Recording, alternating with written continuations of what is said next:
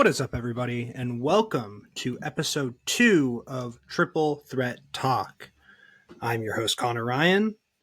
First off, let me say thank you to everyone who listened to the first episode, who watched the first episode, any of the support so far. Very grateful. Very kind words so far.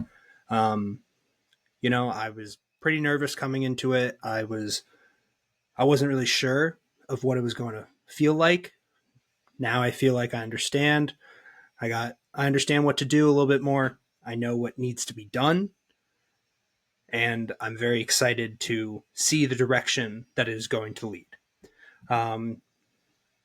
With that being said, big news. Starting this week, 2 episodes a week. Tuesdays at noon, Fridays at noon. I'm going to do my best to just cover as much as I can. Just with whatever's happening in between. Obviously, a lot of stuff happened over the weekend in the NBA and also throughout the course of sports. A lot of controversy, a lot of concern. I'm recording this on Monday, November 4th. Tomorrow, obviously, very big day. We all know what it is, right? College football playoff, first rankings come out. There you go. Okay, we're not going to address the other thing. Anyway, today's episode, we are 2 weeks on the day of this release, Tuesday. We are 2 weeks into the NBA season so far, getting a sense of where things are going to go, how teams are going to play. A lot of shocking things, a lot of not surprising things. Just, we're going to talk about it. Big part of this episode is, through 2 weeks, who are the surprising players for each team? Majority of them are going to be positives, like who has impressed me so far, who has been interesting to see, how is it working. There are some that are a little bit negative. I think there are like 4 or 5. I can't remember exactly. And people are going to call me a Celtics fan, which I am. For just some of the players that I'm going to mention, but it is what it is. I'm just reading stats. I'm seeing what I'm seeing. I'm seeing what is sticking out to me. And I'm just going to react. That is all. First bit of news. The Joel Embiid situation. I guess I'll just get straight into it. So if nobody has really been listening or nobody has been focusing on what's been going on in the NBA, Joel Embiid obviously has been hurt to start the season. The Sixers are 1-5 as of 1-4 as of right now. Could change tonight, but Paul George coming back tonight. I think they play the Suns on NBA TV at 10:30. That will be a very good game in Phoenix. Very excited to see Paul George in his first game with the Sixers. But the real storyline is Joel Embiid and Marcus Hayes. Now, if you don't know who Marcus Hayes is a reporter in the Philadelphia area. He covers a lot of Philly sports. And after doing a little bit of digging, Philly fans really don't seem to be that big of a fan of him. Why is that, you may ask? Well, in an article that was written before the season, he kind of talked about expectations for the Sixers and how one of the expectations is that Sixers fans should get their money back because of how much Joel is resting. In his article, he wrote, Joel Embiid consistently points to the birth of his son Arthur as the major inflection point in his basketball career. He often says that he wants to be great to leave a legacy for the boy named after his little brother, who tragically died in an automobile accident when Embiid was in his first year as a 76er.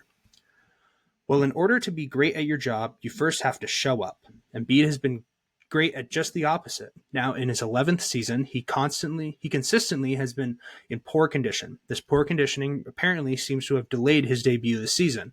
Embiid won't play in Wednesday's opener or the next 2 games. So this was released about, I want to say, 2 days before the season started for the 76ers. Obviously, not off to the best start. We'll get into some other teams that also aren't into the best start.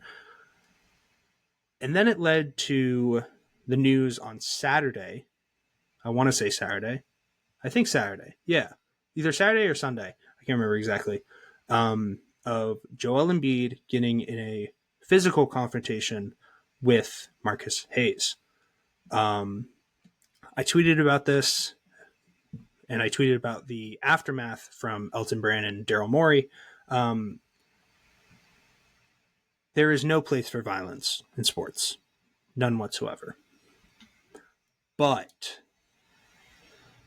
Marcus Hayes, your job is to report sports, not to criticize people for their health, not to criticize people for their family, not to criticize people for their mental well-being. I understand, and I understand how people are, especially Philly fans, because I know how ruthless Philly fans are. Philadelphia fans obviously have not been happy that Joel Embiid has not brought them a NBA championship. They are not happy that he is getting hurt a lot. But let me put it like this: he is 7'1" and 270 pounds. That is a lot to move. That is a lot of weight to bear. That is just, it's not a normal human being. So first off, the fans to criticize him is pretty ridiculous. It's unfair. It truly is. It's not something. Imagine if you were working and you said, "Oh, I'm sick," and somebody came in and said or tweeted about you and was like, "Hey, I think you're doing a bad job." What? Because I'm sick? Yeah, exactly, exactly.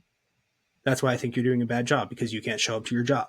Well, I'm showing up the other days. Well, you didn't show up today. Like, that's what the equivalent of it is. I understand. He's getting paid a lot of money. I understand. He is the guy for the 76ers. Hell, he won MVP 2 seasons ago. Not this past season, but last season. He is one of the best players in the NBA. When healthy, he's the closest thing we have had to Shaq in the last 20 years. The only difference, Joel Embiid can shoot the three ball. What did Shaq not be able to do? Shoot beyond 10 feet. But to go at a man, to go at a man's family, to go at their history of tragedy, there is no place whatsoever to allow that. If you want to critique them for their skill, if you want to critique them for their ability, if you want to critique them for a mistake they made, by all means, that is your job to report about that. I have no problem whatsoever with Joel Embiid, because over the weekend, he proceeded to get in a physical altercation with Marcus Hayes, pushed him, and basically words were spouted between one another. We aren't really sure of what those words are. I don't think we ever will. Is that fine? Yes, because that is between them. Obviously, it has been brought to the media world attention, and it is what it is. What I have an issue with also is Daryl Morey and Elton Brand saying, "Hey, Marcus Hayes, we are on your side with this. We don't agree with the actions that Joel Embiid made with you. We don't agree with his intentions. Sure, you can disagree with his intentions, but not to have your guys back? Really? I mean, sure, I may be on the one side on this, but it was the same thing with the Jason Kelce thing. If you saw the Jason Kelce thing, a Penn State fan, was following him as Jason Kelce was minding his own business, and a fan came up to him and says, "Hey, Jason, how does it feel that your brother is a F slur for dating Taylor Swift?" Jason Kelce retaliates by grabbing this guy's phone, slamming it down. And then the guy chases after Jason Kelce, which, out of all the people you don't want to mess with, I think it's the 200-something pound lineman who will kick your ass. And basically say, "Give me my phone back." And he goes, "Yeah, well, who's the F slur now?" Kelce said in response to him. I then tweeted, I saw this clip, and people were saying, "That's ridiculous. Oh, like, why would he do that?" I tweeted it by saying, if somebody said that to my brother, or somebody said that about my brother, I would do the same thing. And a lot of Twitter also said the same thing. So I don't, and very much the same precedent was said about the Embiid thing. Nobody's really having an issue with it, except for the legal aspect. Was it wrong? Yes, there is no doubt about it. Was he in the wrong? No. He was defending his name. He was defending his family. He was defending his legacy. I've lost family members. It is not good to speak ill will of them. I know people who have lost siblings. I know people who have lost parents. You do not bring up their name in a demeaning manner. That is disrespectful. That is harmful to their family. It is ridiculous that Marcus Hayes is doing this. That did this. It is uncalled for. It's plain and simple. And for Elton Brand and Daryl Morey to have the back of Marcus Hayes, I'm sorry. I get now why James Harden hated Daryl Morey all the time in Houston. I get why he is not a liked owner. It is because of his attitude. It is because of his precedent. He is a money man first. And I understand there are a lot of owners like that. We saw that John Fisher with the A's this year. John Henry with the Red Sox. I'll get into that later. But it is ridiculous to allow something like this and to say, hey, you're good. Go ahead. You're fine. It's my 2 cents on that. Anyway, 2 weeks into the season, I want to cover a couple things. A few disappointing teams. Obviously mentioned the 76ers, the Milwaukee Bucks, and the Denver Nuggets. Denver Nuggets doing better. They are 3-3. They had a great game against the Minnesota Timberwolves, which they were down about 20. Came on a massive run down in the fourth. Ended up not winning it out in the end. Christian Brown with a monstrous dunk on Rudy Gobert's head. And what does Rudy Gobert do? Proceeds to choke him. That is ridiculous. You are a 4-time Defensive Player of the Year. You are one of 3 people in NBA history with that honor. The other 2, Dikembe Mutombo, God rest his soul, and Ben Wallace, the first ever Hall of Famer who was undrafted. That is steep competition. And you respond by putting your arm around him and getting mad? You got dunked on. You were in a position to get dunked on, and he dunked it on your head. And you have an issue with that? Nuggets are playing better. Jamal Murray's out with a concussion, I think, for at least probably the next game or two. Get well soon. A lot of the issue with them is their bench play. I don't know why Denver fans thought Russell Westbrook was going to be a great signing. He's not playing well. He had a good game, I think, against the Nets, and then he played solidly well as of late, but they had the two of the best possible pieces in their possession for the last 2 seasons. Bruce Brown, Kentavious Caldwell-Pope. Even if you have Kentavious Caldwell-Pope still, that brings Christian Brown off the bench, and then that gives you a little bit more strength in the second unit.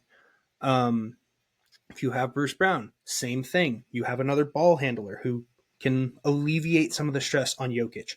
I think Nikola Jokic is the highest percentage of usage in the NBA so far this year.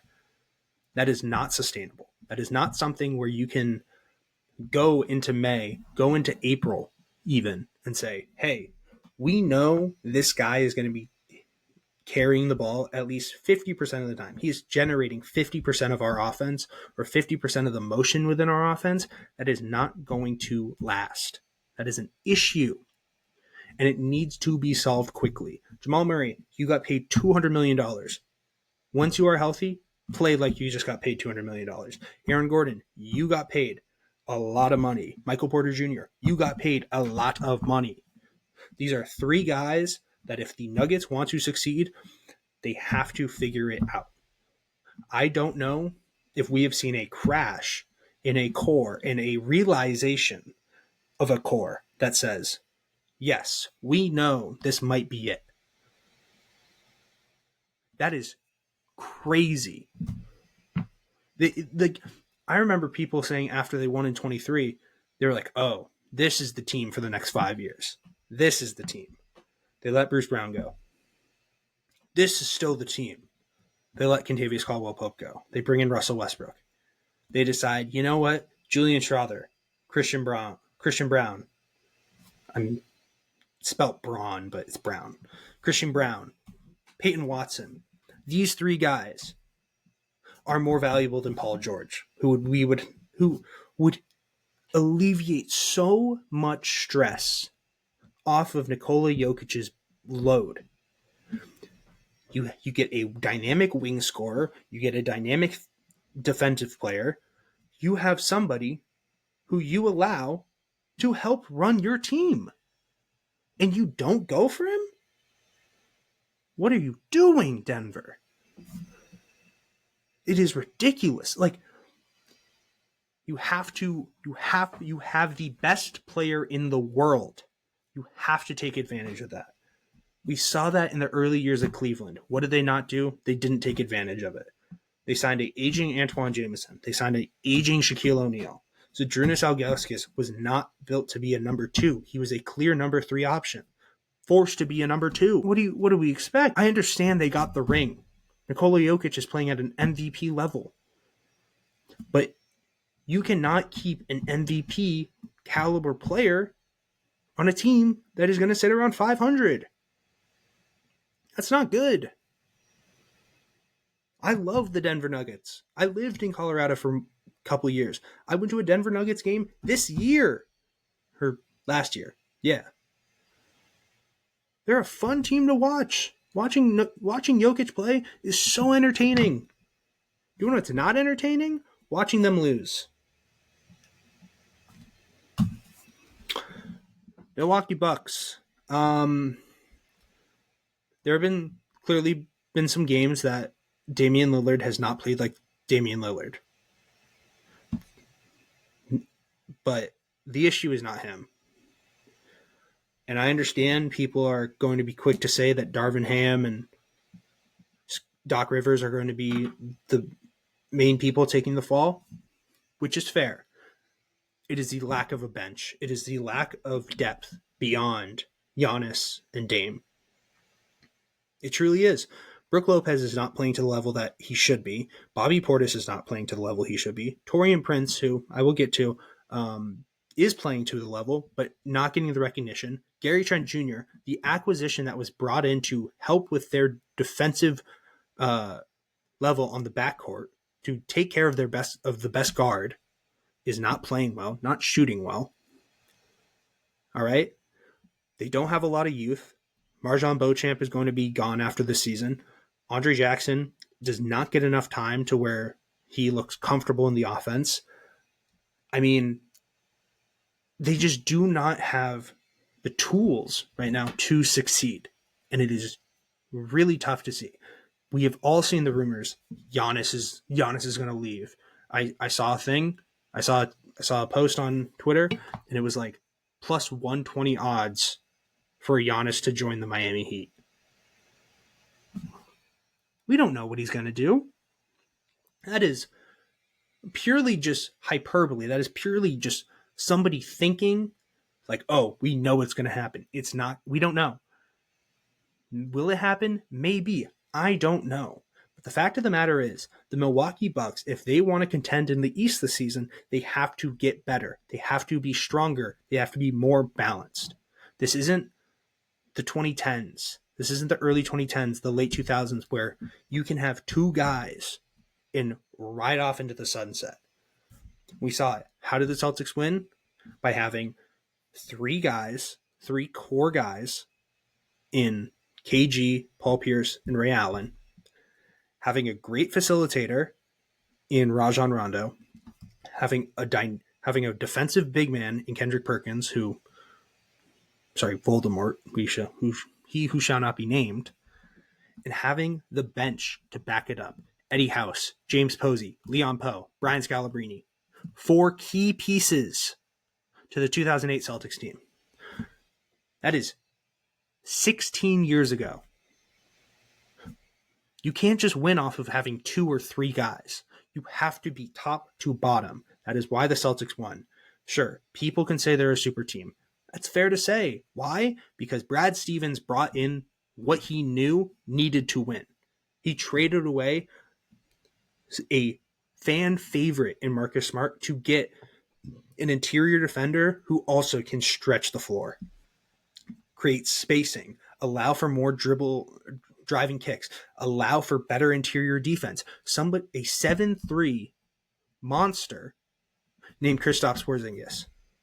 Milwaukee didn't want Drew after Milwaukee decided to, hey, let's up our scoring. We're going to get rid of Drew Holiday. What did Brad Stevens say? We do need another person to defend another guard. Derek White, you will have a guy, but Drew Holiday, come join us. You are going to be key to our success. That's what makes a winning culture. Peyton Pritchard off the bench. Luke Cornett off the bench. Sam Hauser off the bench. Xavier Tillman off the bench. 4 guys who got finals minutes. What was the concern about Boston's team going into the season last year? Was depth. We saw those 4 guys. Oh, Al Horford. I completely forgot about Big Al, the man who deserved an NBA championship more than anybody last year. We saw those 4 and 5 guys come in and say, we understand our role. We know we're not going to be starting. We are going to help execute for this team to win in the best possible fashion. The Bucks do not have that right now. Simple as that. 76ers, yes, disappointing, but they will be better, obviously. That's what happens when you go down your 2 best players. Paul George, as of today, Monday, he is supposed to be playing tonight. If not, I think Wednesday for sure. And then I think Embiid is the same thing. Wednesday will be his first game against the Clippers on ESPN. And funny enough, Paul George's first game back in Clippers, against the Clippers, coming up, second game for him in this young season. Tyrese Maxey understands that he has a lot of weight to bear. He is trying to play a little bit too much hero ball. And that's understandable. You want to have the ball in your guy's best hand, but it is tough to see. Growing up and seeing the 76ers not be almost the laughing stock, not even almost, be the laughing stock of the NBA was not great to see. I never really wanted to watch a Celtics 76ers game. Now it is a top 10 rivalry, or not really a rivalry because the Celtics win a lot of the matchups, but it's still always great television. It is great to see. The 76ers doing well is great to see.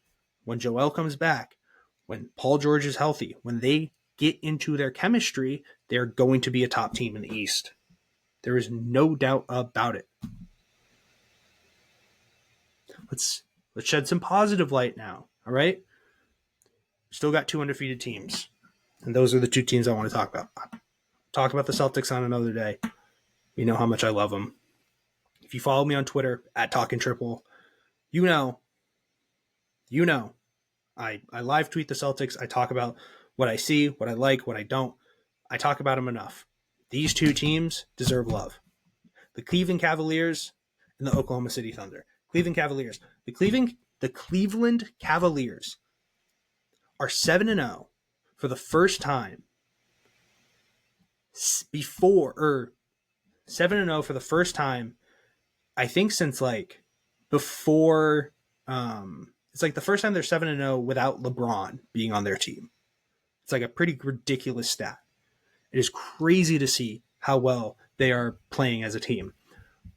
As of right now, they have the second best offensive rating in basketball with 121.9. They have a net rating of 14.3. That is 3rd in the NBA. They are only behind the Golden State Warriors and the Oklahoma City Thunder. They're 7-0.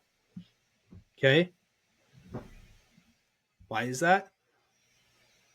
Because Kenny Atkinson knows what he is doing with that roster. Okay? Kenny Atkinson was a former coach for the Nets.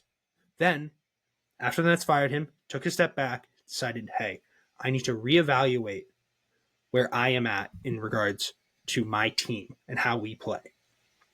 What did he do? He became an assistant coach for the Golden State Warriors, learned the offense that Steve Kerr runs, and said, all right, I now have the keys. I now have the keys to the car. I understand what needs to be done. Donovan Mitchell is playing MVP level basketball. Will he be an MVP? No. I have a take on that later. Will he be the MVP? No. But he's playing great. Darius Garland playing great. The two together are one of the best guard duos in the league. And by the way, they also have two of the best big men. They also have, dare I say, the best big man duo in the league with Evan Mobley and Jared Allen. Okay? Just pulling up the stats on the Cleveland Cavaliers right now. So far this season, Donovan Mitchell is averaging 24.4 points per game on 50% shooting, 40% from the three, just under 80% from the line. Okay? Darius Garland, 18 points a game on 49, 40, and 100% shooting. Evan Mobley, 56, 41, 56, 42, 89. Jared Allen, 15 on 73% shooting and 75% from the line. He doesn't take threes. This team is finding its balance. What do they also have? Very good bench support. Karis LeVert is playing great minutes off the bench. Ty Jerome playing great minutes off the bench. Dean Wade, great minutes off the bench. I think he's starting, but Isaac Okoro, Georges Niang, this team is set up to make a run. No doubt about it. It is between them and the Knicks that I think are going to be the biggest threat to the Boston Celtics this season. In the East, that is. But I think the number one threat to the Boston Celtics is this other team I'm about to mention, and that is the Oklahoma City Thunder. Oklahoma City Thunder this season, only 112.5 offensive rating. Not that great. That actually ranks them 15th, so literally dead middle in terms of offensive rating. But what do they have? The best defense in the NBA. They have a defensive rating of 95.1. The next lowest is the Golden State Warriors at 101. They have almost a full 6 points better defensive rating than the next team. Getting Alex Caruso was not for a point scoring reason. It was because of defense. Lou Dort cannot always just be the guy guarding. And I understand Shea, J-Dub, Chet, those three are great defenders in their own right. But having Alex Caruso also helps. He is also going to help mentor the younger players. Cason Wallace has been great this year. Aaron Wiggins, I will get into in a little bit. And this is all without Isaiah Hartenstein. I truly, unless something horrible happens with an injury or just they fall apart, I truly can say you can lock in the Oklahoma City Thunder for going to the NBA Finals. I truly think it will be Oklahoma City versus either Boston, New York, or Cleveland. I just don't see a scenario where the Oklahoma City Thunder stop. By the way, in regards to the Draymond take about, I think it's ridiculous that SGA does these interviews with the whole team. That is the last guy who should be talking about team chemistry. We are talking about the guy who punched a teammate in practice. We're talking about the guy who literally put somebody in a headlock during a game. We're talking about somebody who literally swung at Yusuf Nurkic and hit him and was suspended indefinitely. I'm not saying Draymond Green is a bad person, but in regards to talking about how a team dynamic is, chemistry is key. And you cannot disrespect the chemistry that the Oklahoma City Thunder have. My only concern is their offensive production. They just don't really have like the spacing all the time, but they do have the star power, and they're incredibly young as well. They're the youngest team on average in the NBA. And for them to be at this rate is great to see. It's really special. But the issue is just, can they sustain it for that long. There are 4 teams in the double digits of net rating. It's the Warriors at 17.6, Thunder at 17.4, Cleveland at 14.3, and Boston at 11.8. We are only about 5 to 7 games into the season. But this is when we start seeing how teams react. Players are going to start getting tired. We're going to have more back-to-backs. It's not going to be like this for the rest of the season. The Thunder nor the Cavs are going to go 82-0. If they do, then I'll eat a shoe. How about that? I'll eat a slipper or something. But this is when we start to see how teams are going to react. What did the Thunder and the Cavs do? They have reacted perfectly. Donovan Mitchell facing adversity against a very good. Sure, they might be 1-5, but the Bucks are still a very good team when you have Giannis and Damian Lillard on the same team. What did they do? Came down to the final shot. Donovan Mitchell hits a game-winning mid-range with like 0.3 seconds remaining. The Thunder are just running through people. We saw it on the first night against the Nuggets. They are a fun team to watch. They are a fun team to support.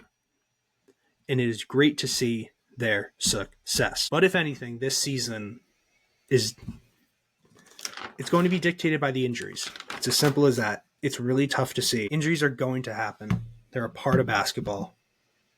It is something that we cannot deny in regards to just it. You can't control it. You simply can't. And sadly, there have been far too many injuries. Some of the notable ones: Bogdan Bogdanović out till December 2nd with a hamstring injury. Steph Curry, ankle injury, should be returning this week though, thankfully. Isaiah Jackson and James Wiseman, both for the Indiana Pacers, out with a torn Achilles, out for the year. Kawhi Leonard with his knee injury, indefinite return. Real quick, I'll talk about Kawhi. I don't have an issue with Kawhi getting healthy. He has had a really tough, he's had very bad injury luck. I still hate Zaza Pachulia because of what he did during the playoffs and literally putting his leg out. That's why the flagrant foul rule is in place now. But to anybody who has an issue with it, you can't tell somebody's body to get fully healthy. You can't tell somebody I know exactly how to treat it. I know exactly when it when you should be healthy again. The Clippers are in a tough spot because it's they want to be able to tell their fans, hey, it's going to be soon. It's you just have to trust us for the next 10, 15 games. Hey, just ride with us. He'll be back soon. But you obviously can't give he'll be back in a week, because then that sets expectations. Kawhi Leonard is when fully healthy, one of the top 15 players in the world. No doubt about it. There's a reason why I was talking to my friend Zach about this. Will Kawhi ever get a jersey hung in Toronto? Probably not. No, because he was there for a season. What did he do during that season? He won Finals MVP and won the NBA championship. When will we ever see that? Hey, we literally traded a player 1-for-1, or I think it was maybe 2-for-1 or something. I don't know exactly what it was. But to literally bring one key player in to win an NBA championship first season, pretty impressive. Pretty impressive if you ask me. Gigi Jackson, second year out of for the Grizzlies, out until January 3rd with a foot injury. The Pelicans just have been bitten by the injury bug. Herb Jones out for 2 to 4 weeks with a right shoulder strain. CJ McCollum 2 to 3 weeks with a right adductor strain. DeJounte Murray 4 to 6 weeks with a fractured hand, and Trey Murphy III has been out all year so far with a hamstring injury. I think he's projected to come back in about a week or two. That is tough to see. A lot of the load is going to be put on Brandon Ingram, Zion Williamson. Can they carry this team back to the playoffs? They brought in DeJounte Murray to add scoring, to add defense. This is a very defensive-minded team. The issue is You don't have 4 players who are incredibly important to your team's success. If you don't have those guys, then I don't know what's going to happen. It's as simple as that. Mitchell Robinson out with an ankle injury until January. Isaiah Hartenstein out with a left hand fracture until December 3rd. Paolo Banchero torn oblique 4 to 6 weeks. That was the one that really hurt. Paolo has been killing it so far this season. We saw him with the 50-point performance last week against Indiana. Followed up the next night with a 30 ball against the Bulls, where he hit like a crazy like shot with like, if there was a like half a second remaining, he would have tied the game for them. Sadiq Bey, January 12th with a knee injury. Injuries are going to happen, and it sucks. There's no doubt about it. You just have to understand that it is part of the game. This is good in certain aspects. It was the same thing that Norman Powell said about with Kawhi being out. How are you guys going to react? It's addition by subtraction. I'll get into Norman Powell in a little bit. It's who's going to step up. Jalen Suggs, how are you going to react? Franz Wagner, you just got paid a lot of money. How are you going to react? Zion, Brandon Ingram, how are you going to react? The Warriors have reacted perfectly. They are 5-1 on the season, and they haven't had Steph for like 4 games. Sure, they almost blew it against the Rockets the other night, but still, dialing in, locking in, and finding your team success. Where can you add value? How does somebody add defensive value? How does somebody add a scoring? Like, this is where we differentiate the good to the great and the great to the best. It is simple. When you are facing adversity, how is your team going to respond? Sponsor for today's episode is no one. Again, this is episode 2. If I had a sponsor by now, I'd be kind of concerned. All right, I asked on the Instagram page at Talkin' Triple for some Instagram questions. Excuse me as I drink some water. I asked you guys for some questions and just what did you guys want to know? What did you guys want my opinion on? And before we get to the main part of the episode, we're going to get to these questions. So first couple of questions is from my friend Jonah. Jonah, hope you're well. See you soon in Colorado, hopefully. First question for him. Who do I think will be the top 4 seeds in the West? I have Thunder, Lakers, Suns, and Grizzlies. Thunder for obvious reasons. The Lakers, I think, are really going to take a step up. Playing through AD is the right move. Allowing LeBron to be a slasher and a cutter and not having to just chuck up threes constantly, I think is great to see. The Suns, their bench is... I don't understand why people are really bashing the Suns for their bench. It's a lot better than people may realize. Sure, like on paper, Mason Plumlee, Royce O'Neal, Ryan Dunn, Grayson Allen may not be the best bench in the world, but Tyus Jones is going to run that offense regardless. Bradley Beal, when healthy, is obviously a very dynamic scorer. Same with Book and same with KD. Yusuf Nurkic is applying himself more and more to the offense every day. But Ryan Dunn, I think it's between him and Dalton Connect right now for Rookie of the Year. It's not going to be Reed. It's not going to be Alex Sarr. It's not going to be Rishashe in Atlanta.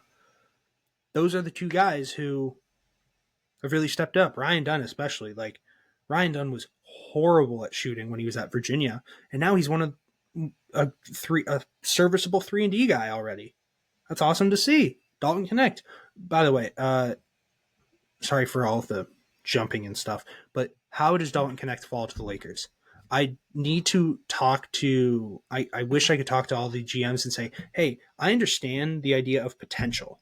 I understand that. But guess what? At some point, somebody's going to get 22 years old. Dalton Connect averaged about 25 points a game in college. Do you understand how hard that is? Why was Trae Young taken so high? Because he was averaging like 20 and 10 in college. Nobody was expecting it.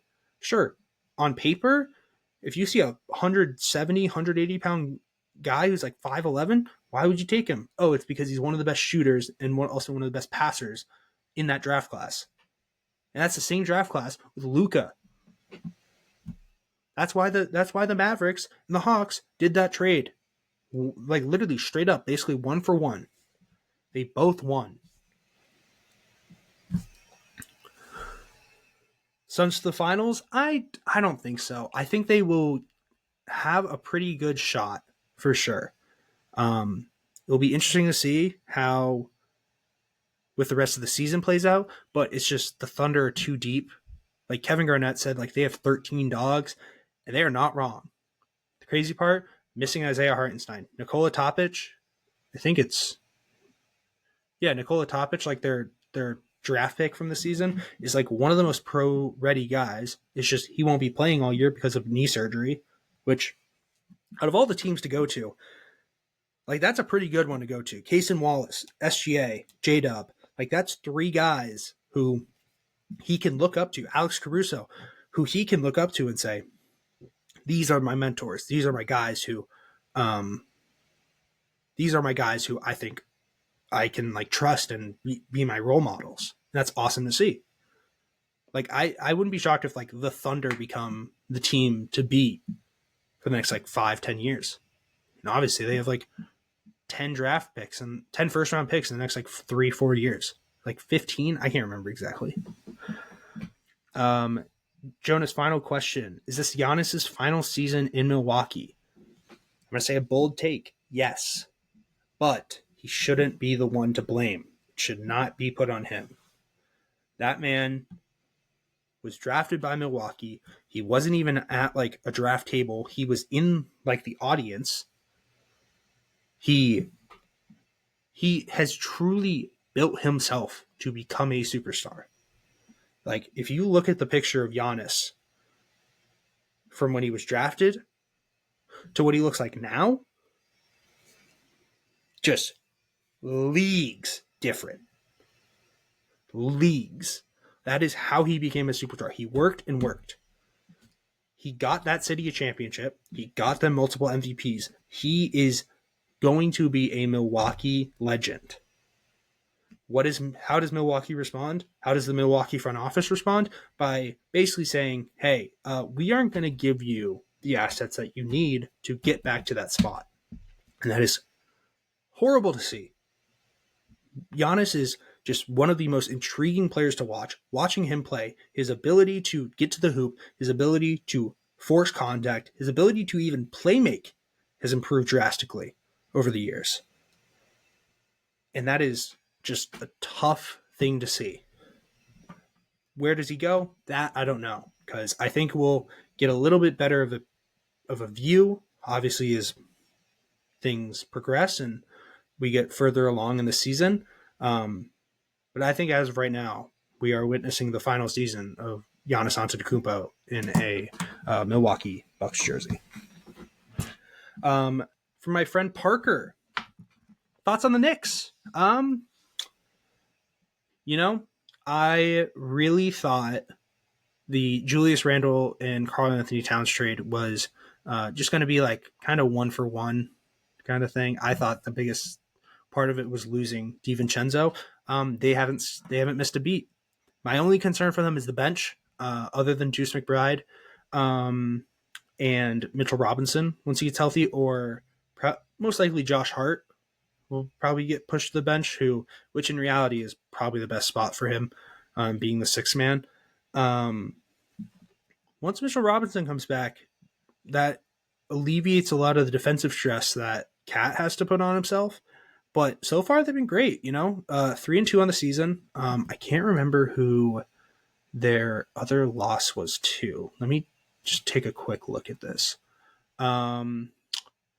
Cleveland. Okay, see, out of all the losses to have, your two losses are a rough showing against the Celtics on opening night, on ring night, and a close loss against Cleveland at home, which it's fair. You got to pretty manageable schedule coming up with at Houston, at Atlanta, at home against Milwaukee, and then 2 more on the road before a nice little home stretch at Indiana and then at Philadelphia. Those are 5 very winnable games. I would not be shocked if they go 5-0 during that span. But I also I just think with time they're only going to get better. Cat has played great this season so far, and that is just fantastic to see. Mikal Bridges is finding his shooting stroke, even though it still looks ugly. Same with Cameron Payne, who I know is currently injured, but how does he shoot sideways? And it's just they are very much a team set up to win with the players on paper. How will they respond? 1 is what I'm interested to see, and 2, how does Tibbs work with this offense? Because that's very much more of a offensive team, even though they have OG Anunoby, they have Mikal Bridges, they have Josh Hart, and Mitchell Robinson. Those are 4 very strong defensive guys. But how is Tibbs going to help with this offense and put them in the best position to win? So far they've looked great. But next up from my friend Jeremy, who has the best chance to take down the Celtics? And I know Jonah asked a similar question in this regard. Wait, let me double check something real quick. I feel like I might have messed up a little bit.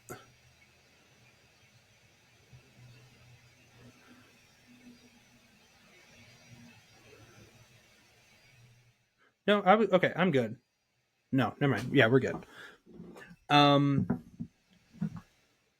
know Jonah had the same question. Who has the best chance to take down the Celtics? It's the Knicks and the Cavs, and then the Thunder in the West. And I think of it purely as matchups.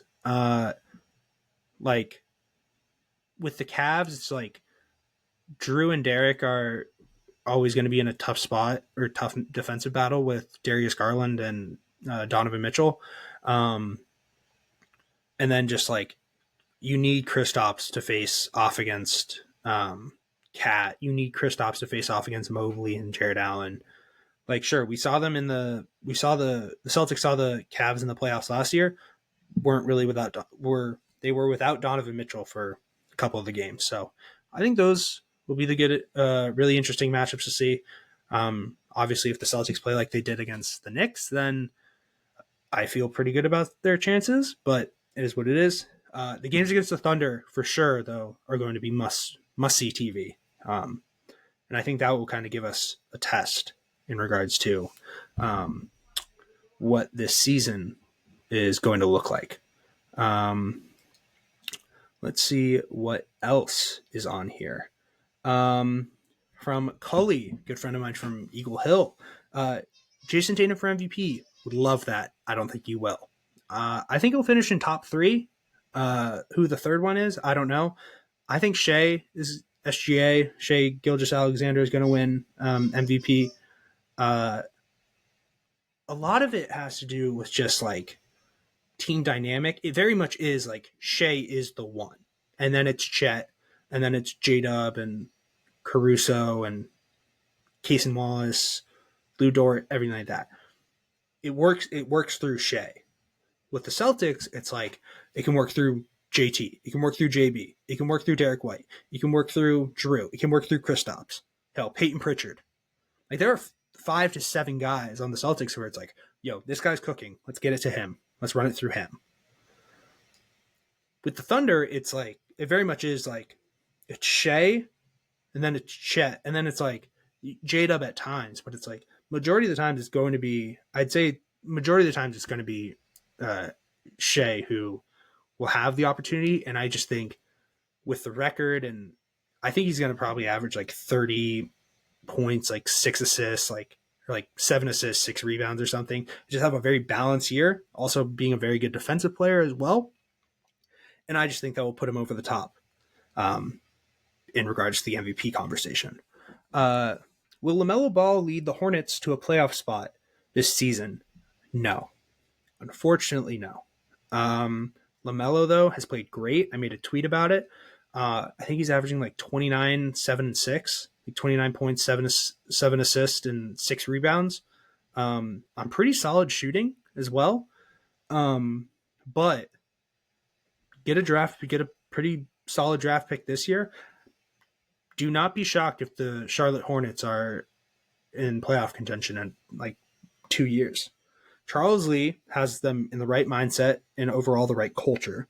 Coming from Boston last year, he understands what it takes to win.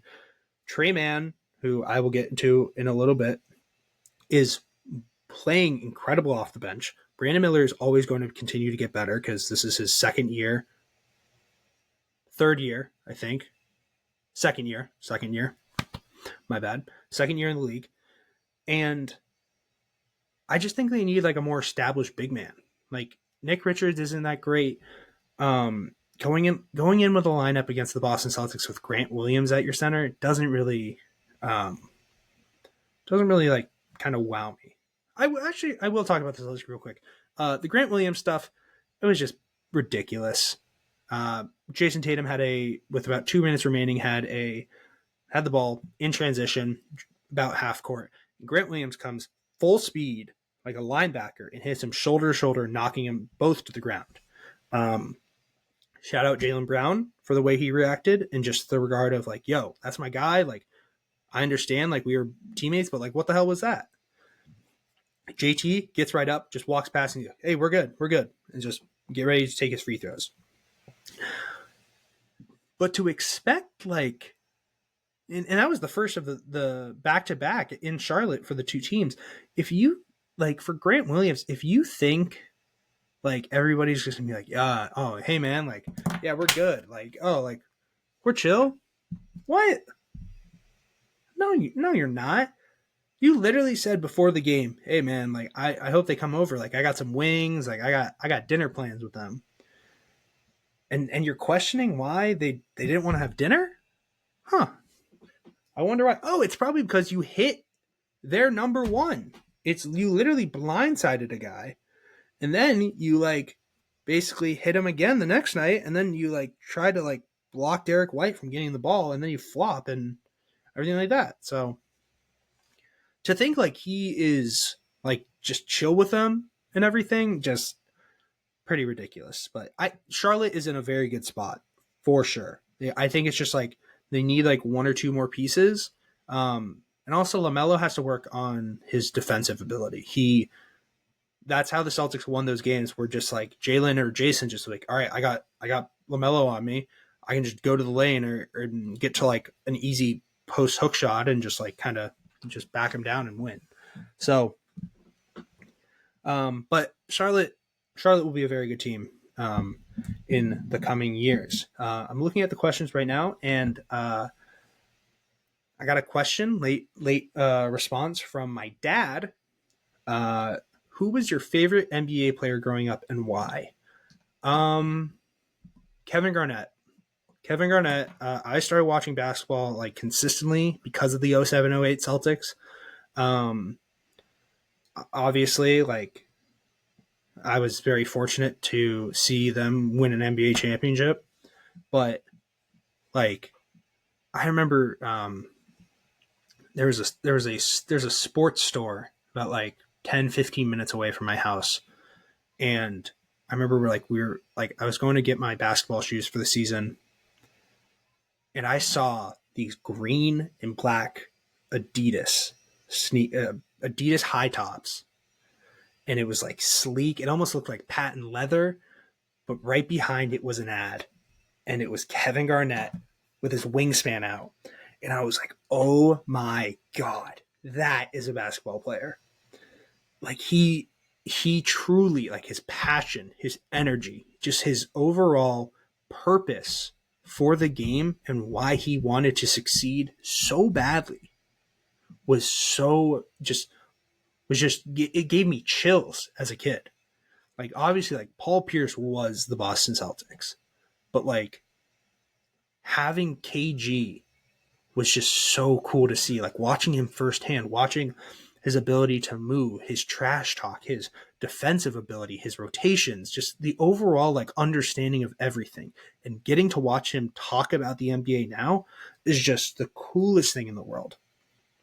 Um, in terms of nowadays, I don't really know. Like, I feel like I don't want to just be biased and say like Jalen, but like I remember like Antoine Jameson, like when I was like a little bit younger, like I'd say when I really started getting a bit into basketball, he was always one of my favorites. Um, like I always loved like a stretch four. Like I remember when Cat was like really developing his three ball, I became a big fan of his. Like Kristaps always like enamored me and everything like that. But like in terms of like I'd say, but for sure like KG was like the one that really got me into basketball. And then I went to my next go with Brandon Bass. So shout out B Bass. That's my guy. Baseline mid range, automatic. 15, 20 feet, automatic. Come on now. Don't disrespect my guy, Brandon Bass, like that. All right. Time for the main segment of this episode. I know we're like almost an hour in. Really appreciate you guys listening so far. Really appreciate the support. If you want to ask me questions, DM me. I'm always going to put up a poll or put up like a question box and say, hey, what do you guys want to know from me? Doesn't have to just be basketball. It can be life, can be some other sports, but just primarily focus on basketball because I'd say that's where I have my most knowledge. You can follow me on Instagram at Talkin' Triple. I think it's the same handle for X and also my TikTok page. Follow me there. Main purpose of this episode. 2 weeks into the season, I just wanted to kind of take a look and say, all right, who are the surprising players for each team so far? Some of these guys, majority of them actually, are positive surprises. Some of them, I'd say about like 4 or 5 are negative, and people are gonna like be like, "Oh, well, you're a Celtics fan, so that's why you're choosing to talk negatively about them." Well, I'd say numbers don't lie, and I am looking at the NBA database, looking at the NBA stats database, but the other one I'm also looking at is cleaningtheglass.com. It is basically it is a site that simplifies advanced metrics, explanations, percentiles, and basically like I will give like an in-depth analysis of each player so far. Not crazy long, but like just give like a couple minutes to each or something. So some of the terms that you guys are going to want to know in regards to the stats I'm about to say. EFG, effective field goal percentage. What that is basically what that determines is how like how much is a player like producing in terms of a shot. The Let me just get the effective field goal percentage, adjusting for the extra point from three. What did the player effectively shoot from the field? Higher the number, the higher the EFG, the more efficient a player scores. This isn't just field goal percentage where it's like, hey, shot makes divided by shot attempts. What this is, I think it's shot. I want to say it's like, I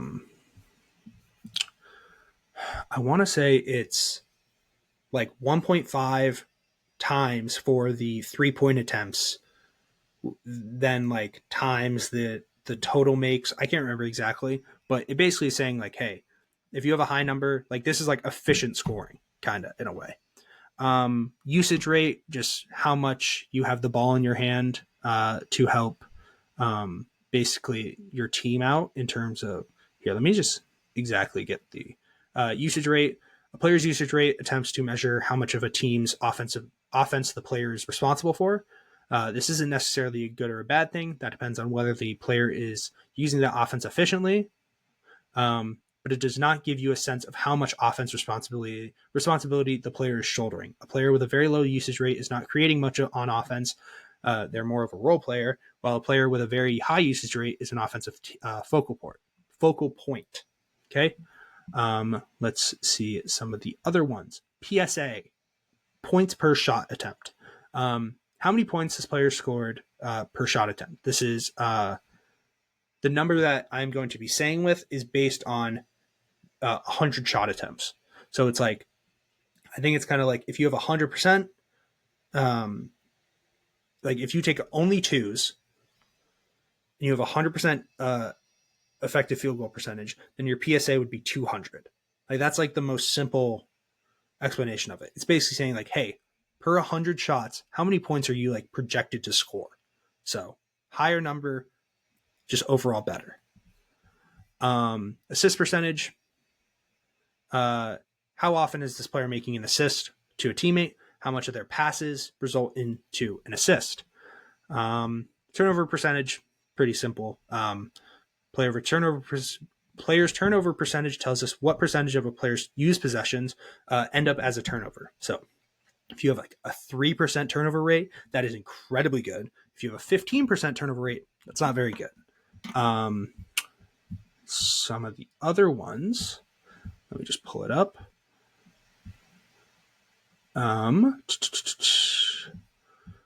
EFG, as I said, effective field goal percentage.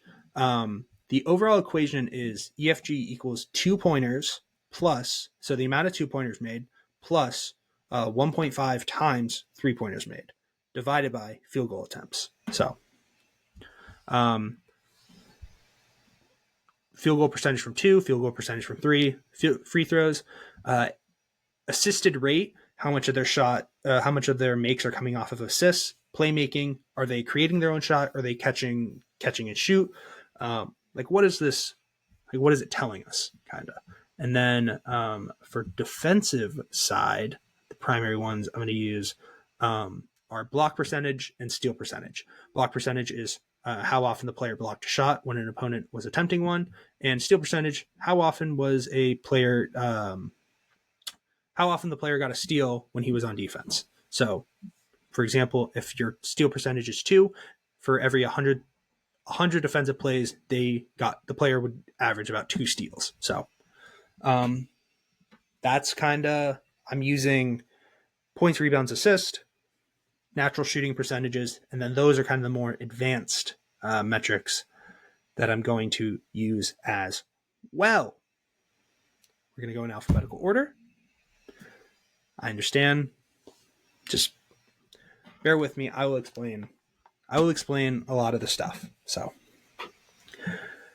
for the Atlanta Hawks, Dyson Daniels traded over in the DeJounte Murray trade, averaging 13.4 points on the season with 4.4 rebounds and 2.4 assists, while also averaging 2.4 steals and 0.8 blocks. He's shooting 53.8% from the field, with 36.4% from 3 and only 37.5% from the free throw. That obviously will improve.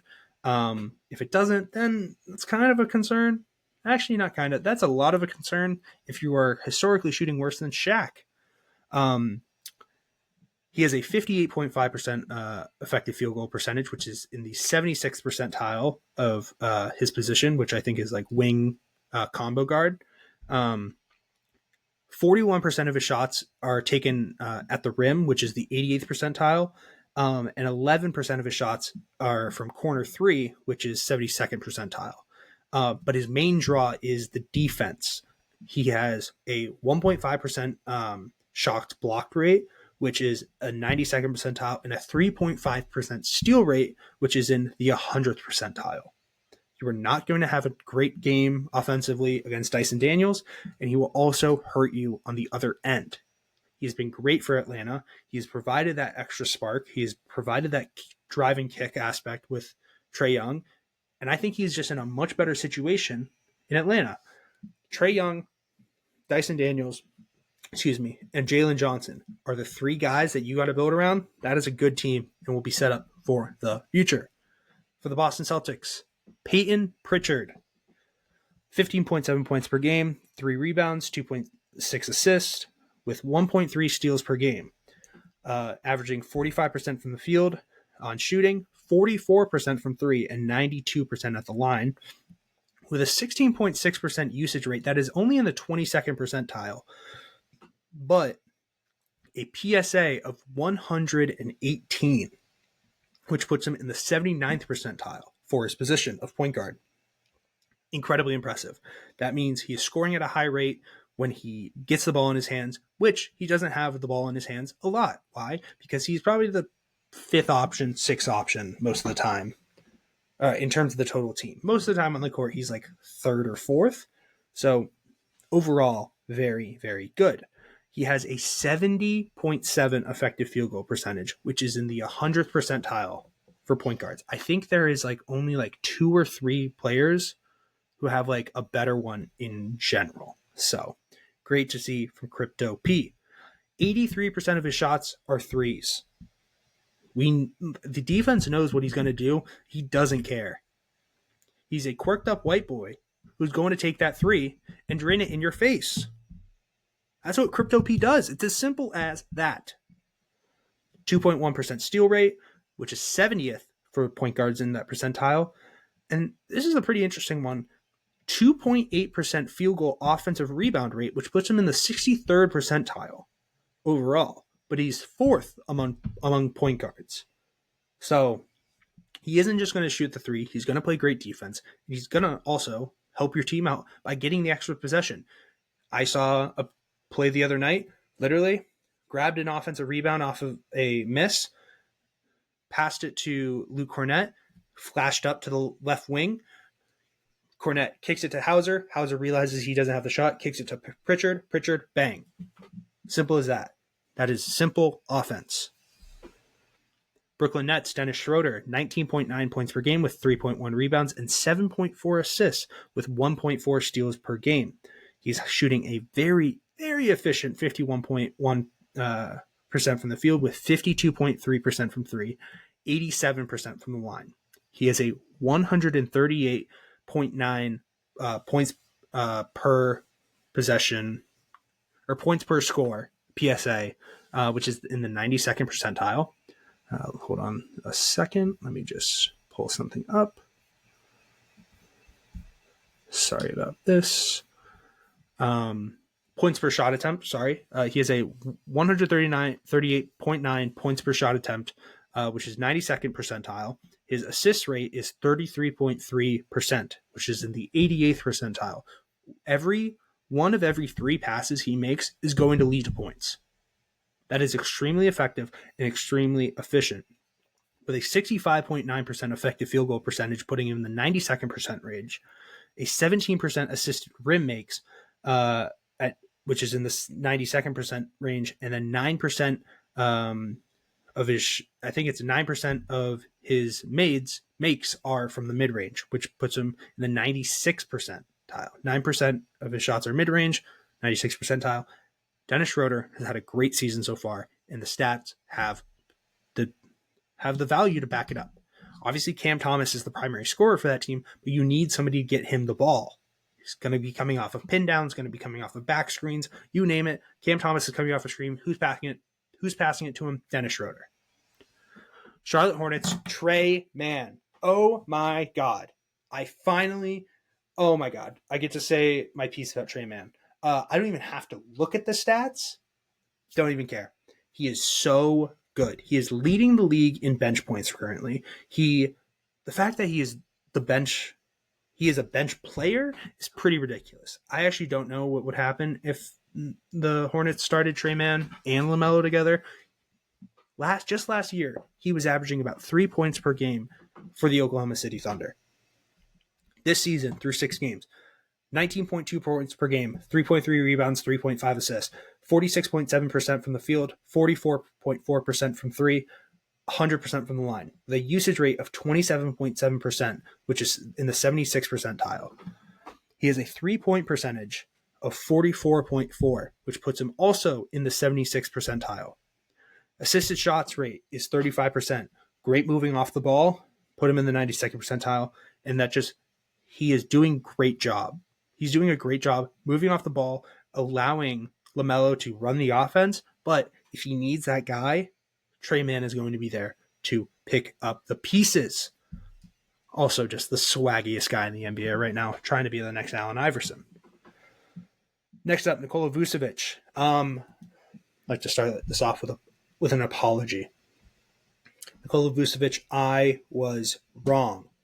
I said in the last episode, before I corrected myself for the question that I have for the Bulls, I thought you were going to be the issue. I didn't realize. I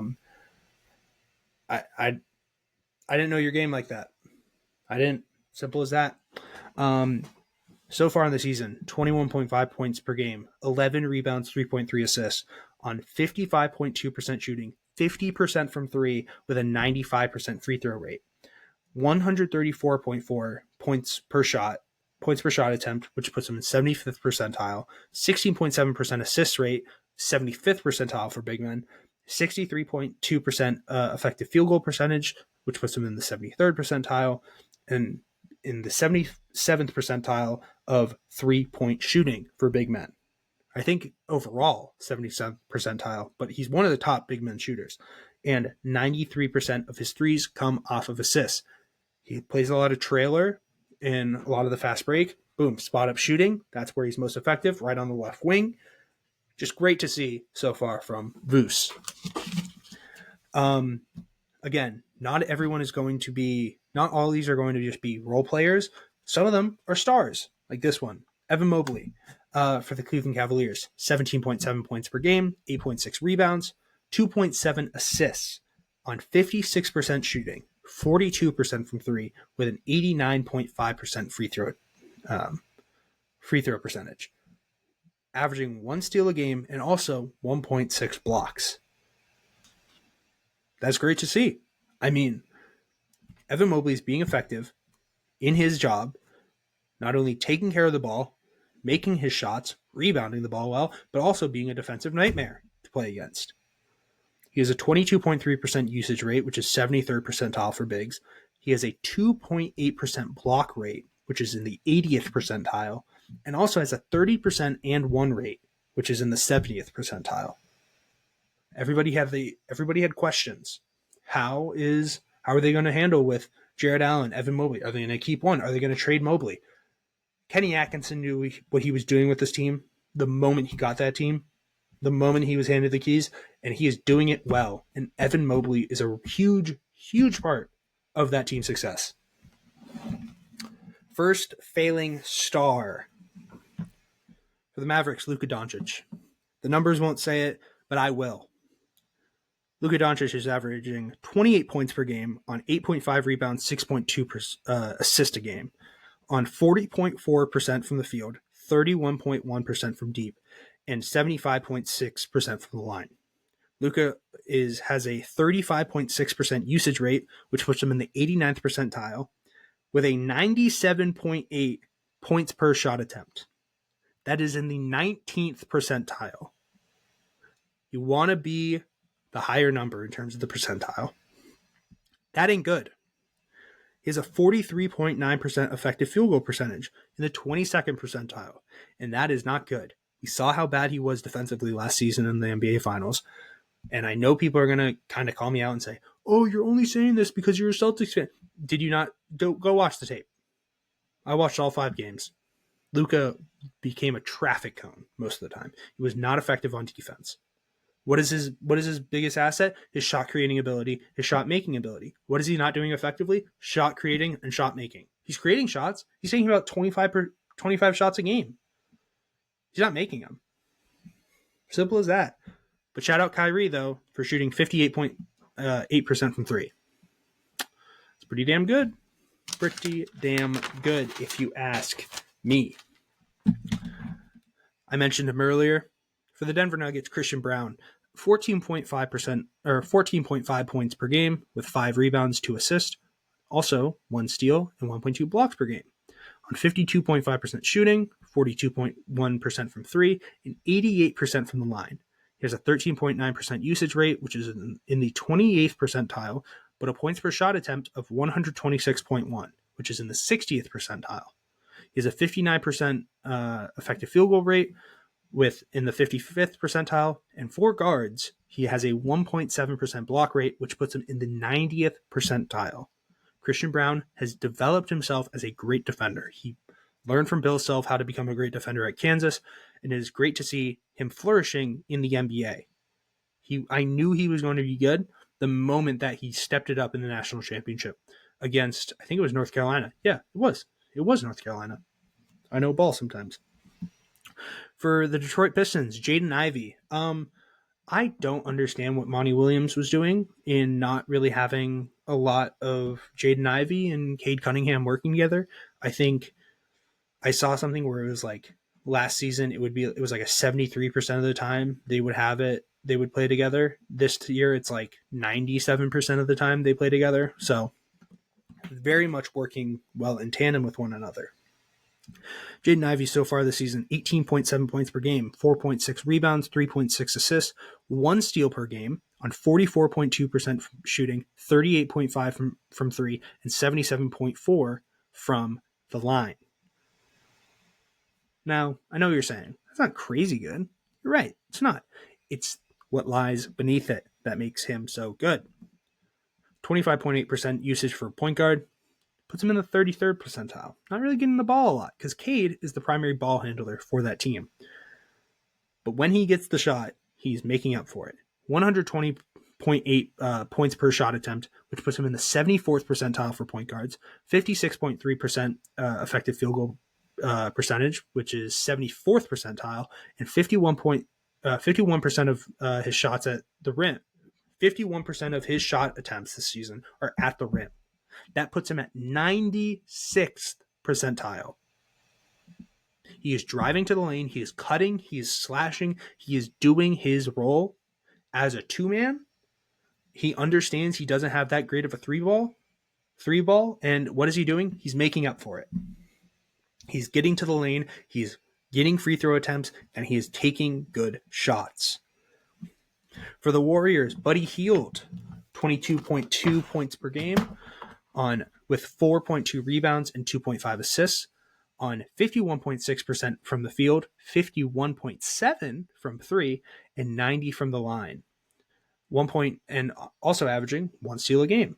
He has a 24.7% usage rate, which is 88th percentile, a 141 points per shot attempt, which puts him at the 88th percentile, coincidentally enough, an 18.5% assist rate, which puts him in the 85th percentile, and a 67.2 effective field goal percentage, which puts him in the 87th percentile.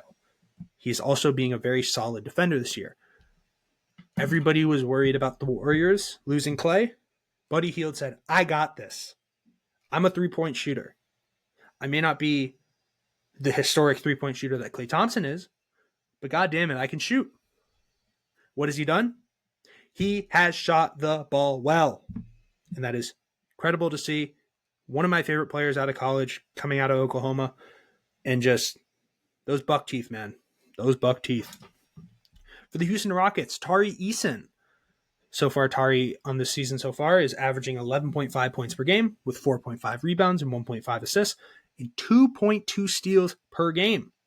He's averaging 56.0% from the field, 44% from 3, and 66.7% from the line. His points per shot attempt is 127.8, which is the 87th percentile for big men. 7.4% turnover rate, which puts him in the 74th percentile. And then his effective field goal percentage is 63%, puts him in the 95th percentile. That is incredible to see. Coming off the bench and scoring effectively. That is what he is doing. 53% of his shot attempts are at the rim. That puts him in the 97th percentile. And he has a 2.6% block. This is actually pretty ridiculous. If people want to know how good of a defender Tari Eason is, this will solve it right here. Tari Eason has a 2.6% block rate. That is in the 100th percentile. He also has a 4.2% steal rate, which puts him in the 100th percentile. You need a turnover, you need a stop. Tari Eason is going to be that guy that will get it for you. We have another dud. For the Pacers, Tyrese Halliburton. After an incredible season last year where Tyrese brings the Pacers to the Eastern Conference Finals, eventually getting swept in what was probably the toughest series for the Celtics.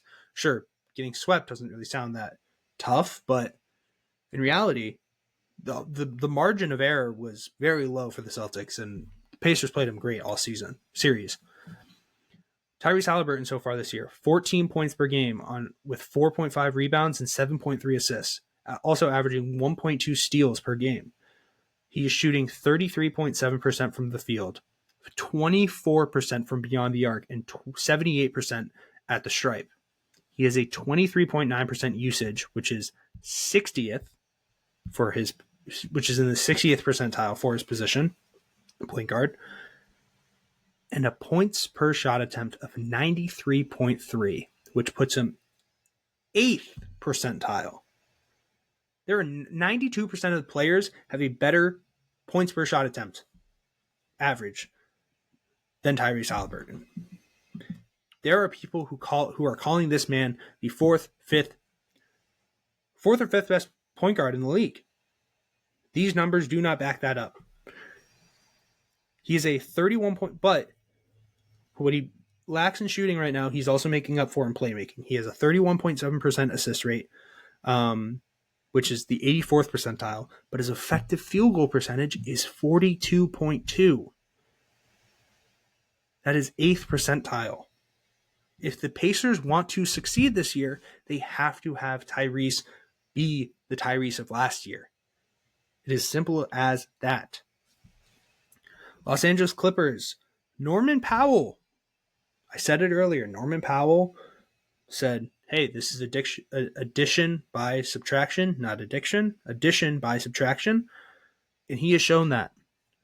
Norman Powell on the season, 25.2 points per game, 2.8 rebounds, 1.7 assists on 51.4% from the field, 42.3% from three, and 85% from the free throw line. He has a 23.9% usage rate, which is 87th, with a 128 PSA, which ranks him in the 67th percentile. His effective field goal percentage, 61.5, 68th percentile. He is the primary force on offense, and he's also converting a lot of his shots. He's coming off of screens, catching the ball, turning right to the basket, and shooting. And he knows he's going to make it. He knew, if Paul George leaves, I have a chance. I have a chance to step in and provide for this team. Will that go down when Kawhi comes back? Probably, because you want the ball in your superstar's hands, and Kawhi is the Clippers guy. But Norman Powell deserves a lot more praise than people are realizing or just giving him. So, for the Lakers, I know this is a interesting pick, but I think it's a fair one. Anthony Davis, not so much because of AD's a top 10 player. It's just how well he is doing it.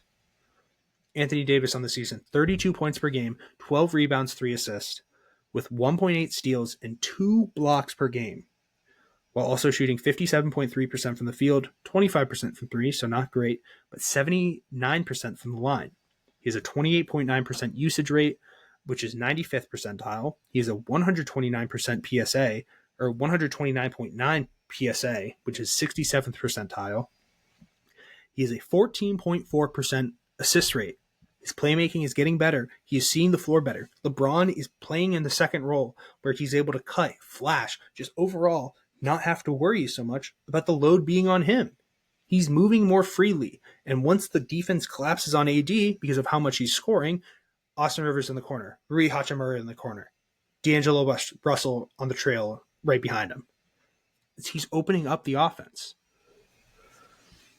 He's a 58.1% effective field goal rate, which is not great, 52nd in his percentile, but the defense he is providing is being very useful. 2.7% block rate, which puts him in the 77th percentile, and 2.1 steal rate, which puts him in the 88th percentile. Great season so far from AD. That is another person who could win MVP. I think that's the third person, by the way. I think it might be a competition between Shea, AD, and Jason Tatum. I think those three, especially if their teams play well, you never know. Never know. The Grizzlies. If you know ball, if you've been watching the Grizzlies this season, you will know this name. But if you haven't, let me inform you. Jay Huff, out of Virginia. Jay Huff, 11 points per game, 2.7 rebounds, 0.7 assists, 1.3 blocks. I know what you're going to say. But Connor, that doesn't really sound that good. Only 11 points? I could do. Shut up. No. 14.3% usage rate. All right? That puts him 30th percentile for bigs. Okay? His points per shot attempt is 162.2. That is in the 100th percentile. He is one of the most effective scorers on the planet right now. Oh, yeah, his effective field goal percentage, his EFG, 77.9, 97th percentile. By the way, can all he do is score? No, he actually provides incredible defense with a block rate of 4.1%, which puts him in the 92nd percentile. Jay Huff is becoming a crucial part for the Memphis Grizzlies. If you can't understand that, like, sure, Zach Edey is the draw in terms of big men. It goes Triple J, Zach Edey, Jay Huff. In terms of importance right now, it's Triple J, Jay Huff, Zach Edey. Jay Huff is so good, man. The Huff stuff. Come on. For the Miami Heat, Tyler Hero. Really impressed by Tyler Hero's game this season. I understand a lot of the focus is on Bam. He just had a great game against the Wizards in Mexico City.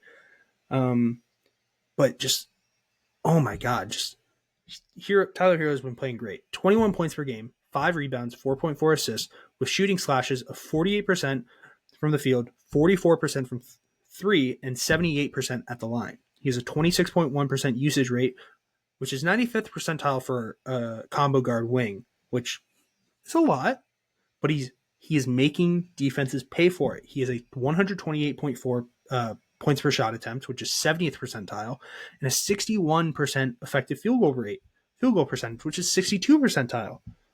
He's having more. He's doing more off-ball movement. He's also finishing 61% of his assist opportunities. His teammates are finding him when he's open, and he's converting. That's awesome. This is the Tyler Hero we were hoping to see.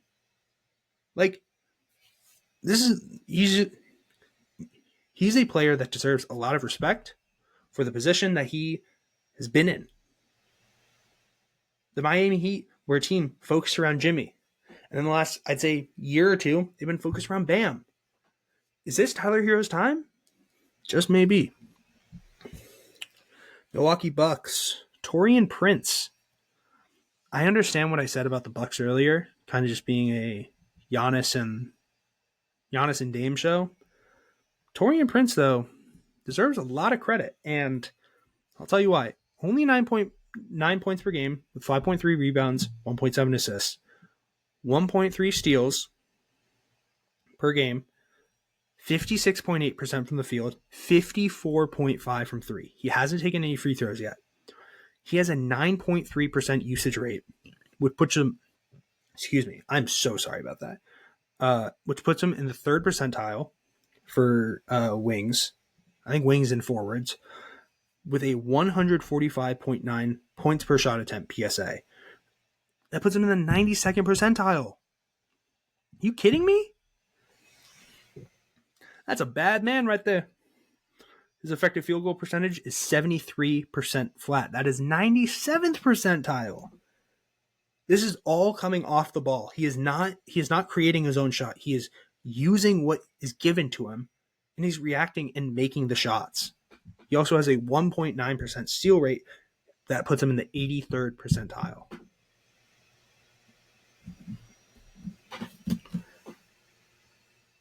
Taurean Prince is not the problem.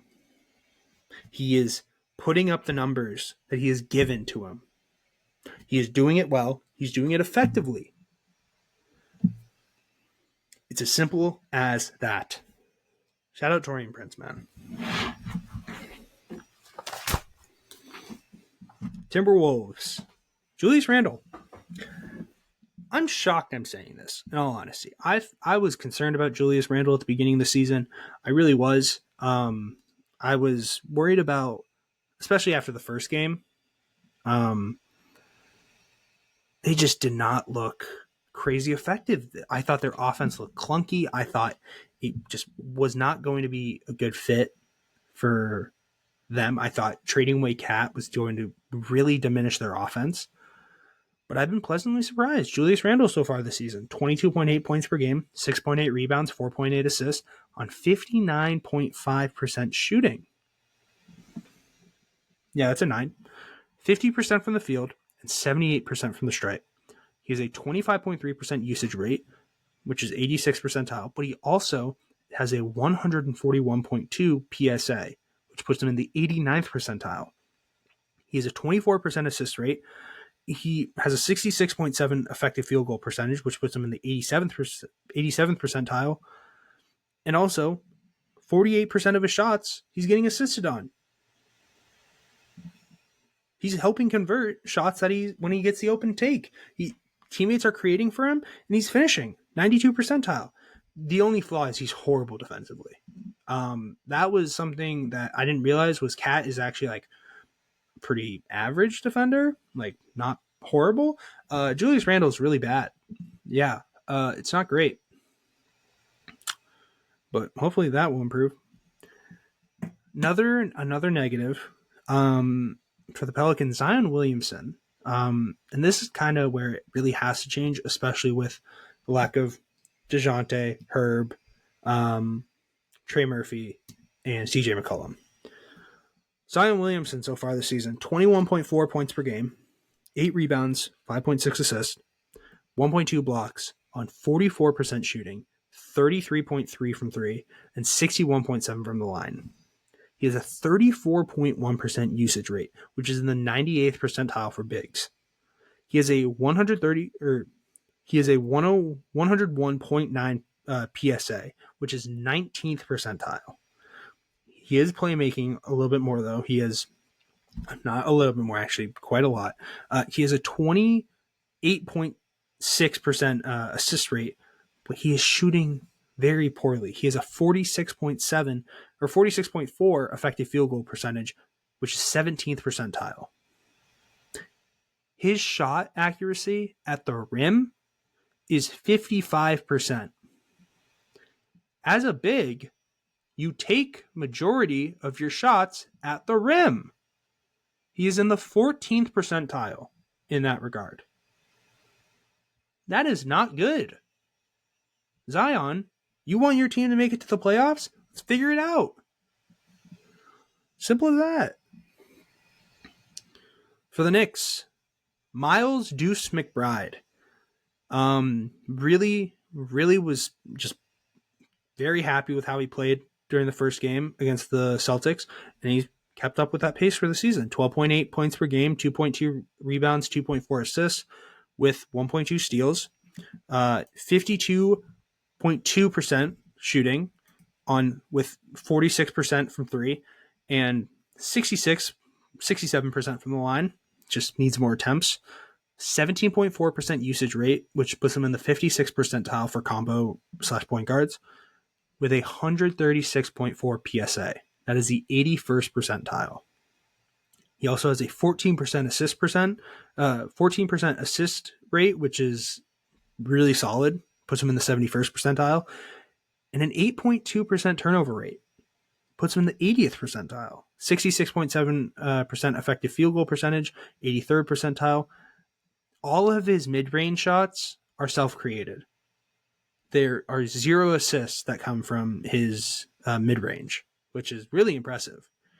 2.2% steal rate, which puts him 83rd percentile.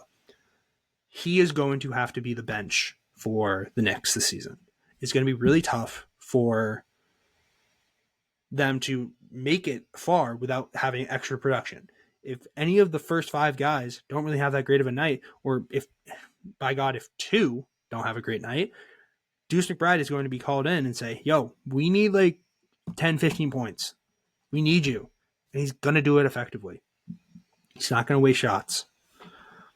For the Thunder, Aaron Wiggins, 10.2 points per game on the season, 4.3 rebounds, 1.7 assists, with 1 steal per game. 52% shooting, 38.9% from beyond the arc, and 100% from the line. He has an 18.7% usage rate, which puts him at 53rd percentile with 127 PSA, which puts him in the 83rd percentile. His shooting efficiency, 62.8% effective field goal percentage, 90th percentile. 88% of his shot attempts are at the rim. Oh my God. That's great. 93. That is the 93rd percentile. He understands. He knows his role. But also, he's a defensive nightmare. He has 0.9% block rate, which puts him at 69% in the 69th percentile, and also 2.2 steal percentage, which puts him in 83rd. Aaron Wiggins is going to have a career year this year. And we were just blinded by the fact that Chet, Shea, J-Dub, like those are the guys, no doubt. But Aaron Wiggins deserves his flowers. And until it happens, I'm going to riot. I won't actually, but like, come on, guys. You know what I mean, right? You guys know me? Okay. I don't care. For the Magic, Tristan da Silva, rookie out of Colorado. A lot of his numbers aren't really that present because of him being a rookie and it not really having that large of a sample size, but what's there is very good. 8 points per game, 3.3 rebounds with 1.3 assists. Shooting 50% from the field, 50% from three, 80% from the line. He has a usage rate of 10%, which puts him surprisingly in the 1 percentile. 10% usage rate, 1 percentile. But he has the points per shot attempt at 122.2, which puts him in the 52nd percentile. And he also has a 62.5% effective field goal rate, which is in the 68th percentile. This is a 6'9". He's 6'9", labeled as a big, but in reality, he's more of like a 3. Tristan da Silva has been huge for the Magic, and I think he might actually be a really key piece if they want to make it far in the playoffs. This actually might be the most shocking one of the day. For the 76ers, Kyle Lowry. Kyle Lowry is averaging 9 points per game, 2.4 assists, or 2.4 rebounds, 2.6 assists, 1.6 steals. It's not bad. But this is maybe the craziest part. 56.5% from the field, 63.2% from three, and 72.7% from the line. He has a 12.4% usage rate, which is in the 4th percentile. His points per shot attempt is 164.3. That is the highest number out of anybody at the time of this recording. That is crazy. Kyle Lowry is scoring at such an effective rate. He has a 1.61 assist to usage rate, which puts him in the 92nd percentile. He has an 82.6% effective field goal percentage, which is also in the 100th percentile. 77% of his shots this season are threes. 77 or 83% of those threes are corner threes. He's getting to his spot and he's making them. He also has a 3.1% steal rate, 96th percentile. Kyle Lowry deserves a whole lot more credit than people are giving him. Okay? The numbers say it. It's just people are blinded by the eye test. People are saying, oh, he's 38. Oh, it's Kyle Lowry. He was only good on the Raptors. No, Kyle Lowry is having a very, very good year. It's just he isn't Tyrese Maxey. He isn't Joel. He isn't Paul George. That's why people aren't paying attention to it. He needs the attention. It needs to be brought to him. For the Suns, Royce O'Neal, 9.2 points per game, 6.8 rebounds per game, which kind of shocked by that, and 2.8 assists per game, but also averaging 0.7 steals and 1 block per game. 46.2% from the field, 42.3% from three, and 100% from the line. He has a 14.7% usage rate, which is the 24th percentile, but he is 127.9 points per shot attempt, 88th percentile.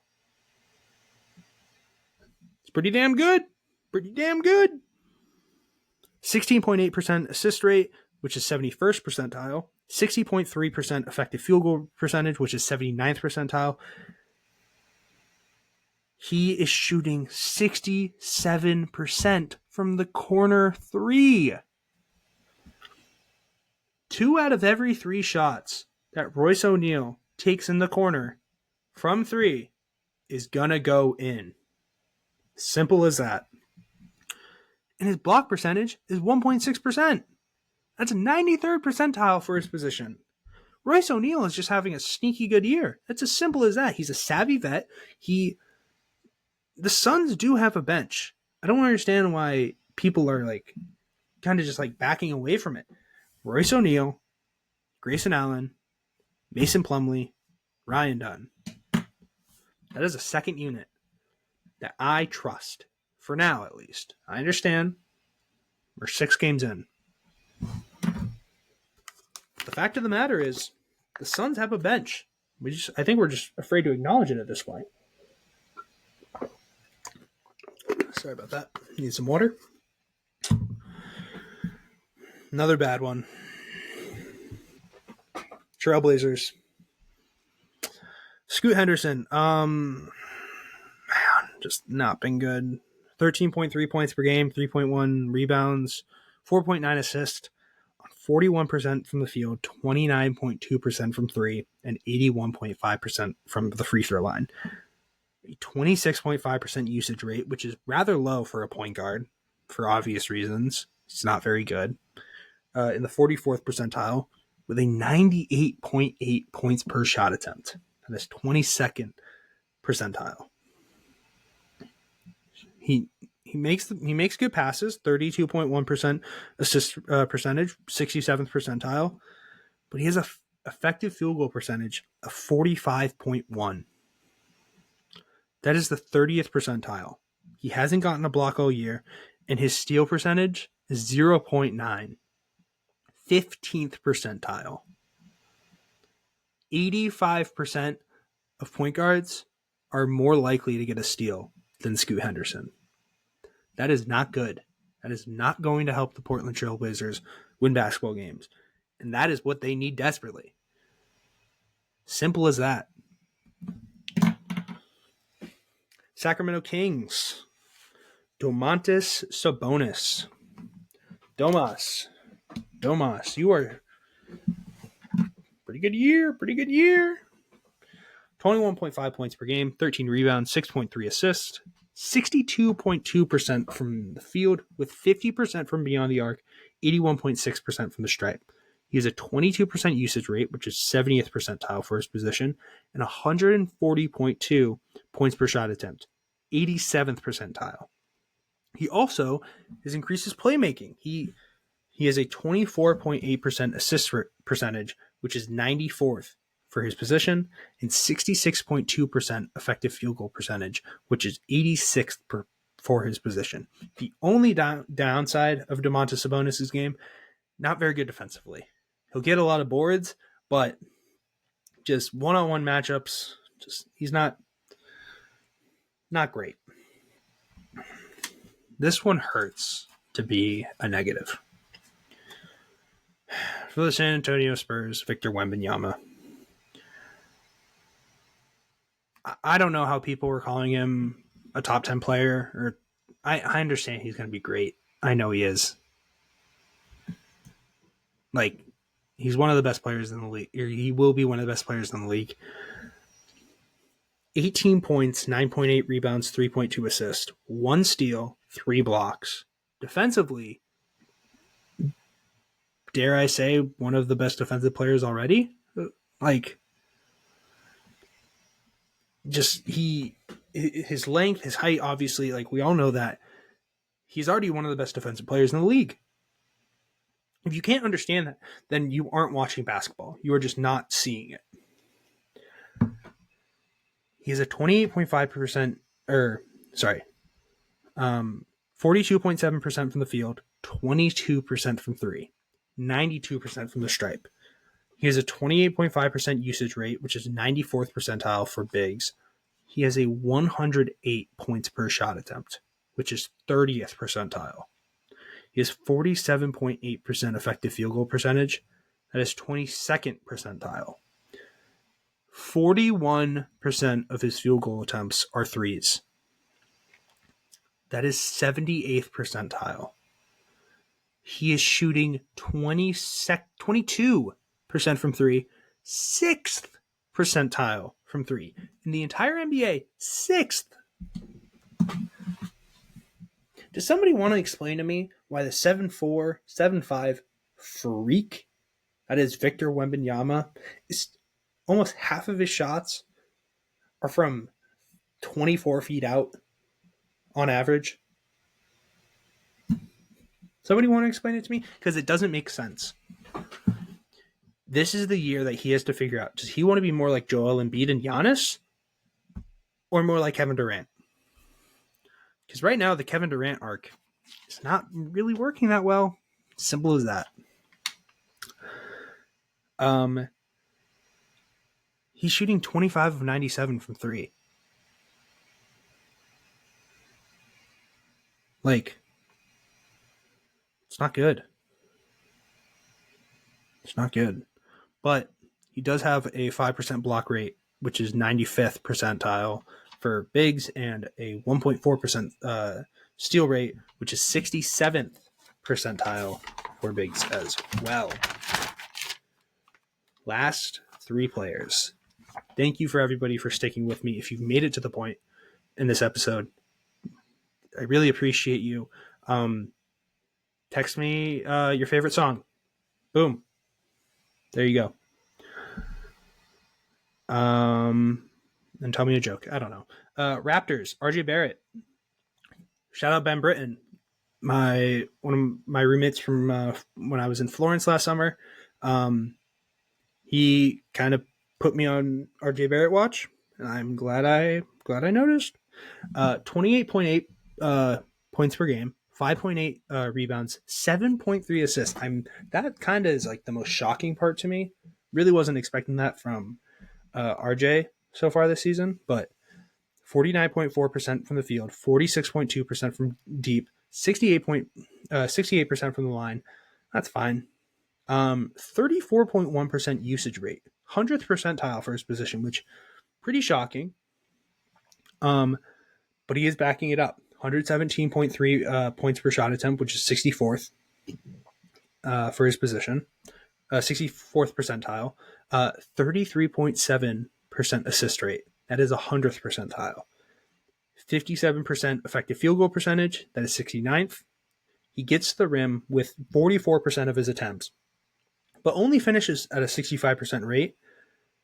And only 26% of his shots are threes, but he has a 48% success rate, which is 97th percentile. I'm not saying not telling RJ Barrett to like shoot more, because I think he's shooting at a very good rate, and I think he's doing it well and effectively. But maybe throwing one or two more, that might help. Another disappointing one. Actually, the last disappointing one. Lauri Markkanen for the Jazz. 18 points per game, 7.3 rebounds, 1.8 assists, 38.5% from the field, 45% from three, and 85.2% from the line. He has a 23.2% usage rate, which is 69th percentile, 114 points per shot attempt, which is 48th percentile, 47.1 effective field goal percentage, which is 19th percentile. No steals, 0.4% block rate, 2nd percentile. There are 98% of players have a better chance of getting a block than Lauri Markkanen. That's bad. That's like really bad. I'm sure he'll turn it around. Jazz are a young team, and I understand his main role isn't to be a shot blocker. That's why they have Walker Kessler. But still very, very concerning for sure. Final player for the Washington Wizards. Somebody who I have been watching a lot recently and I'm a big fan of. Bilal Coulibaly. 19.4 points per game, 6.2 rebounds, 2.6 assists, 1.2 steals per game, shooting 60.7% from the field, 48% from three, and 80% from the line. He has a 17.4% usage rate, which is 54th percentile, and 147 points per shot attempt, which is 95th percentile. He has a 69.6 effective field goal percentage, 92nd percentile. 94% of his field goal percent, 94% of his field goal attempts are at the rim. And he's converting. He's converting. 95th percentile for that. He's 94%. He's a 94% field goal percentage at the rim. I think he's like 33 of 34 or something. It's pretty ridiculous. Just great, just cutting, just driving to the lane, forcing contact, getting the layups, or just being strong and getting the layup or the dunk itself. And he is 76th percentile for all threes in terms of total percentage with 47.6. He has a 0.3. The only concern I have right now with Koulibaly is his block rate. He was at 1.2% last year, which was pretty good. I think I put him in like the 80s percentile. This year, he's only at 0.3% block rate, but I think that's also like he's still contesting shots. It's not like he's a very good defensive player. It's just he isn't really blocking them. But he's making up for it with the offensive output. So there it is, folks. 30 players who have surprised me so far into the season. I know, long episode. I think this is probably the longest one for a little bit.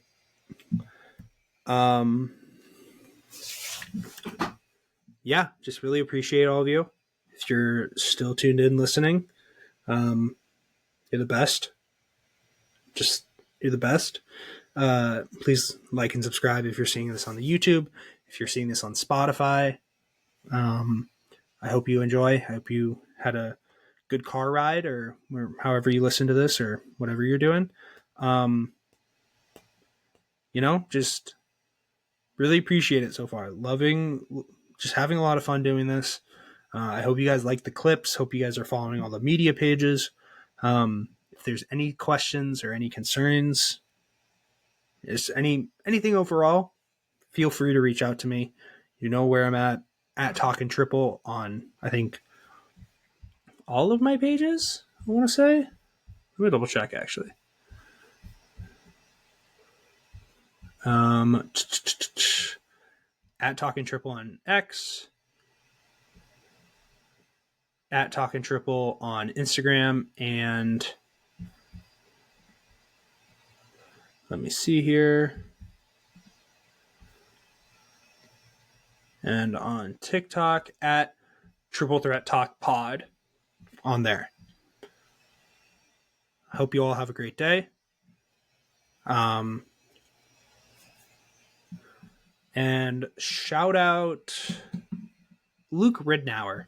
Yeah. Shout out Luke. Have a great day, guys. See ya.